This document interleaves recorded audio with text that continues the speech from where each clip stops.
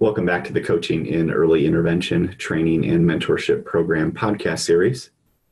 Today we will attempt to clarify some misinformation about time expenditure in the program. We have been commonly asked and have heard frequent rumors that the program takes over 100 hours to complete. That is just not true. The program is intensive, but not close to 100 hours. We hope all have heard that we are continually revising the Coaching in Early Intervention Training and Mentorship Program based on participant feedback as they successfully transition through and out of the program. So the time expenditure continues to evolve and has seen significant reductions. Time expenditure in the program depends largely on the coaching ability of the provider at baseline or entry into the program, and the thoroughness of study by the provider. There are 4 phases of the program, with the first phase, discovery, being the most time-consuming. However, since this phase is largely self-study, providers can accomplish activities on their own schedule. In mentorship and fidelity phases, providers sharpen skills in coaching and learn to coach caregivers with fidelity. More specific information on the phases can be found in the Coaching in Early Intervention Training and Mentorship Program Frequently Asked Questions document found on the First Steps website. It is important to note that progress of participants is measured using videotaped early intervention sessions. So if, when starting the program, a provider demonstrates the ability to coach with fidelity, an individualized, accelerated program will be developed with them.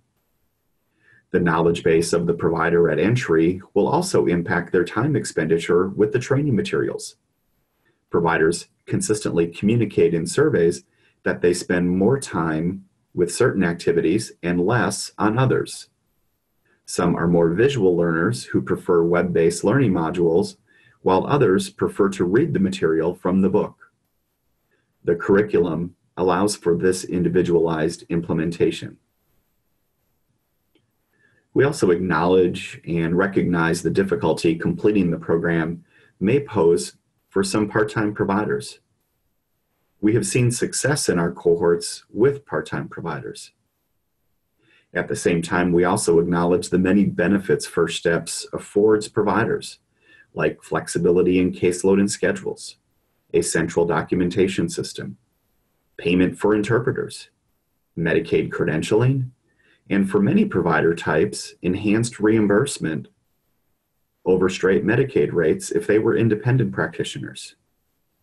Additionally, the Coaching and Early Intervention Training and Mentorship Program has been approved by Kentucky Boards of Occupational Therapy, Physical Therapy, and Speech-Language Pathology and Audiology for required continuing education units. Lastly, KEIS is planning for a tiered pricing structure for provider where those maintaining fidelity in the evidence-based practice of coaching will be paid more than those who do not. It is our understanding that this will take some time to develop, as it will require a regulation change.